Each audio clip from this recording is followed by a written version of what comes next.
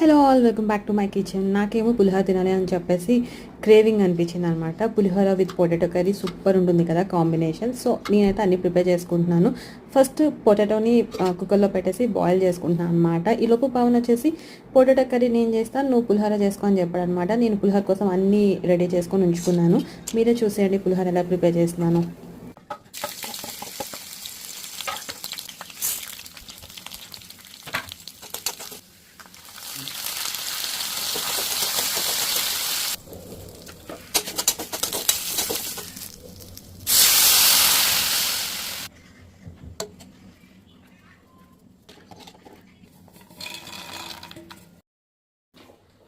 Pulihora made by me.